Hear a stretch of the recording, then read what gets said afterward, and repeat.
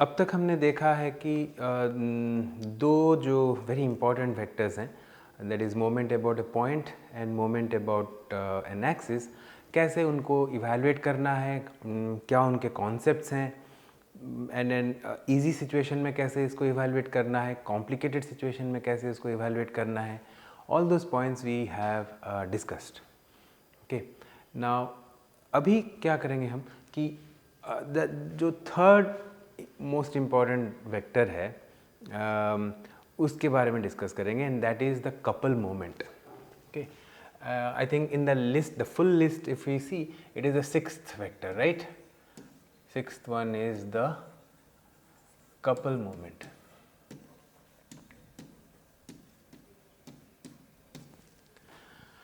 Now ये चीज़ क्या है और why is it so important? तो देखते हैं. Within, okay, for that let me draw a set of axes first. Say x, y and z, and let me draw two forces. Now in this case, अभी जो previous दो cases थे उसमें एक force होता था और एक पॉइंट होता था, है ना, और या फिर एक एक्सिस था, तो एक ही फोर्स होता था. अब इस केस में हमारे पास दो फोर्सेस हैं. वो कैसे हैं और थोड़ा स्पेशल कैरेक्टर्स है इन फोर्सेस के. एक फोर्स ऐसा है, और जो let me call this F, और जो दूसरा फोर्स है वो ऑलमोस्ट सेम है, ऑलमोस्ट इक्वल है to this force with a slight difference, and that slight difference is that it has got the same magnitude, इसका सेम ओरिएंटेशन भी है, खाली जो अलग है वो है सेंस. ओके, अगर याद होगा तो ओरिएंटेशन मतलब ये जो एरो है वो हर एक्सिस के साथ कितना एंगल करता है. और सेंस क्या है, ये ऊपर की तरफ फेस कर रहा है, नीचे की तरफ कर रहा है, राइट की तरफ, लेफ्ट की तरफ, सो वो है sense. So direction involves two things, one is orientation and one is the sense of the arrow. Now तो क्या बोल रहा था मैं कि दूसरा जो है दैट लुक्स से something like this. Okay, like this, और ये -f है क्योंकि सब कुछ तो सेम है, खाली डायरेक्शन मतलब सेंस अलग है. सो वो +f है तो ये -f है, और इक्वलिटी के वजह से हम इसको f लिख पाते हैं क्योंकि इट डजेंट मैटर ये यहाँ पे है, यहाँ पे है, यहाँ पे है. If it is parallelly moving, अगर खाली सेंस बदल दूँ तो वो तो f ही बन जाएगा कहीं पे भी रहे. और क्योंकि सेंस बदला हुआ है, जस्ट ऑपोजिट 180 डिग्री फेज हुआ है, तो इसीलिए उसको -f हम बोल सकते हैं. ठीक है, तो ऐसा सिचुएशन है हमारे पास. इनफैक्ट जैसे ही ये दो फोर्सेस मिल जाते हैं, I prefer to look at them to be on a imaginary plane. You know, दो कोई प्लेन है नहीं, लेकिन मुझे वो इजी होता है सोचने में उसके बारे में. एक प्लेन है और उसके ऊपर अभी दो फोर्सेस है, क्योंकि ये पैरेलल हैं तो you can always create a surface with these two forces. और एक पॉइंट है कि ये ज़रूरी नहीं है कि ये ऐसे साइड ही मतलब एक दूसरे के बगल में हो, कोई ज़रूरी नहीं है. जस्ट उनके line of action if I draw, तो अगर ऐसे मैं ड्रॉ करूं तो लाइन ऑफ एक्शन बस पैरेलल हो और बस दैट्स इट, और कुछ नहीं. ठीक है, और ये जो फोर्स है ये कहीं पे भी रह सकता था, यहाँ पे भी रह सकता था, वो कहीं और रह सकता था. इस लाइन ऑफ एक्शन मतलब ये फोर्स इस केस के लिए बेसिकली ट्रांसमिसिबल है. ठीक है, तो अब देखते हैं कि इसका इफ़ेक्ट क्या है, and why is it so important.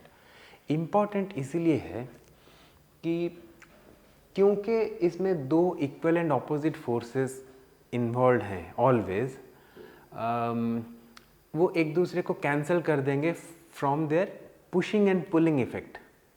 ठीक है, मतलब देखो आप कि सोचो कि एक बॉडी है कोई, ठीक है, इस बॉडी पे अगर दो फोर्सेस एक्ट हो रहे हैं कि एक ऐसा है और एक एग्जैक्टली ऑपोजिट एंड इक्वल है, तो अगर मैं पूछूं कि नेट फोर्स, फोर्स मतलब अभी मैं खाली पुश या पुल की बात कर रहा हूँ, नेट फोर्स कितना एक्ट हो रहा है, तो ऑब्वियसली ज़ीरो है, क्योंकि दोनों एक दूसरे को कैंसिल कर रहे हैं। एक F है और दूसरा माइनस F है, तो एक दूसरे को कैंसिल कर देंगे। ओनली थिंग जो बच जाएगा वो है उनका रोटेटिंग टेंडेंसी, वो जो घुमाने की कोशिश कर रहे हैं ना इस बॉडी को, है ना, वो फीलिंग तो आ रहा होगा कि ये दोनों इसको भी ऐसे घुमाने की कोशिश कर रहे हैं, वो खाली बच जाएगा। लेकिन ये अभी मूव नहीं कर सकता है, इसका लीनियर एक्सेलरेशन हो ही नहीं सकता, क्योंकि लीनियर फोर्सेस तो ज़ीरो हैं, कोई फोर्स है ही नहीं, कैंसिल हो गए। तो जो बचेगा वो है rotating effort, so it's a pure rotational effort. ये जो प्यूरिटी है, so that is what is making this very special. अब जैसे कि अगर प्योर क्या बोले पुश या पुल बनाना है, तो you have to go to the centre of mass, right? Suppose this is the centre of mass, then if you apply a force, say something like that, on the center of mass, then you will have a pure form of translation, right? So उतना special काम करना होता है। अब इस case में लेकिन जैसे ही दो force which are equal and opposite act हो गए बॉडी पे, so then you get a case of pure rotation, there is no translation at all, and that is why they are very very important. Many cases जैसे कि satellite के manoeuvre को जब manipulate करना होता है, तो हमको लीनियर एक्सेलरेशन नहीं चाहिए, खाली थोड़ा टॉर्क देना है, तो उस जगह पे एग्जैक्ट एंड ऑपोजिट फोर्सेस देना पड़ता है through rockets, firing rockets. So similar situation and it's very important vector. But then ये तो हो गया वो है क्या, लेकिन इसका क्वांटिटी कितना है कैसे पता चलेगा? जैसे हमने दूसरे केसेस में भी किया था कि हमने एक डिस्टेंस को मल्टीप्लाई किया था फोर्स के साथ, इस केस में भी वैसा ही है कि इन दोनों के बीच में अगर डिस्टेंस जो है वो d है, ओके, सो ये जो कपल मोमेंट है, इसको मैं c लिखूंगा अगर, तो ये हो जाएगा क्या, f magnitude times d, okay. ये तो हो गया उसका वैल्यू कि कितना आएगा, लेकिन ये क्यों आएगा और इसको इवैल्यूएट करने का इजी तरीका क्या है?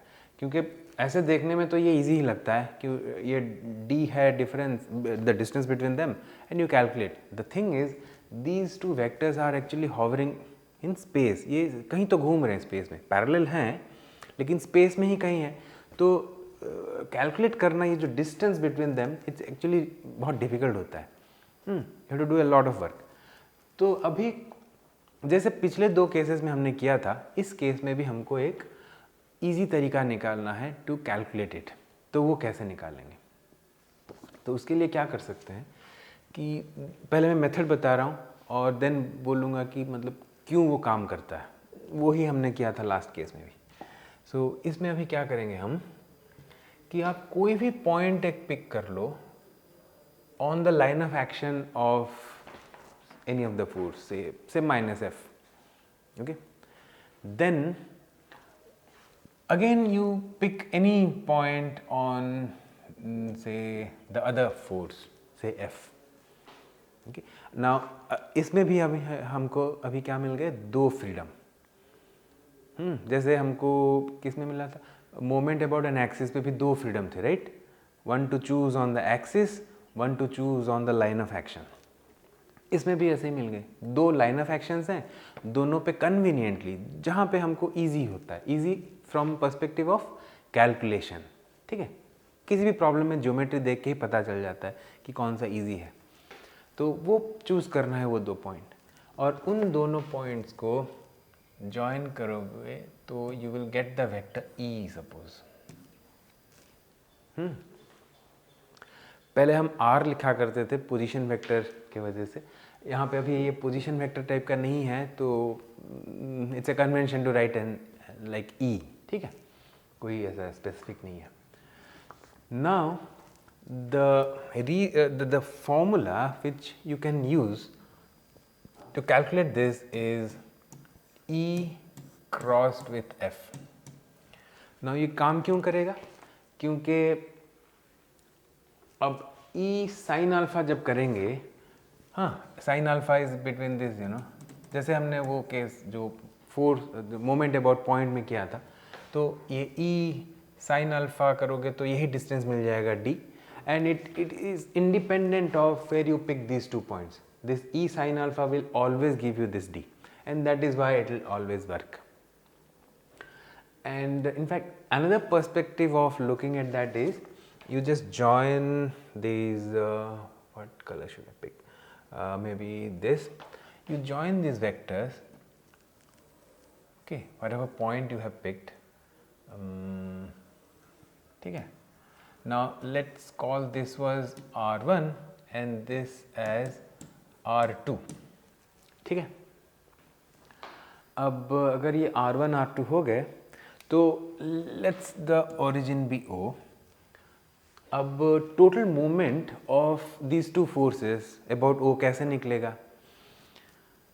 हमको पता है कि एक फोर्स का मोमेंट अबाउट ओरिजिन कैसे निकालते हैं, दूसरे का भी निकालते हैं, बस ऐड कर देंगे.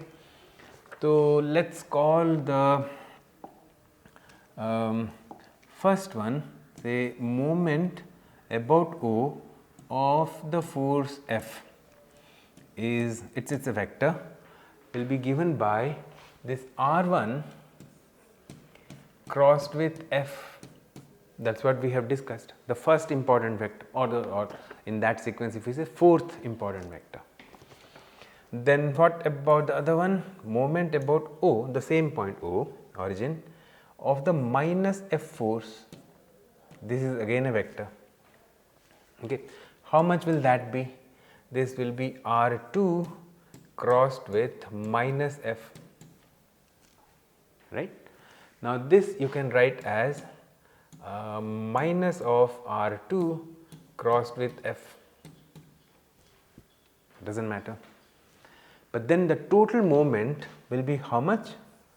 M about O, because of both, say F and minus F, which is a vector, will be equal to summation of these two. So, sorry, this is, I don't like this.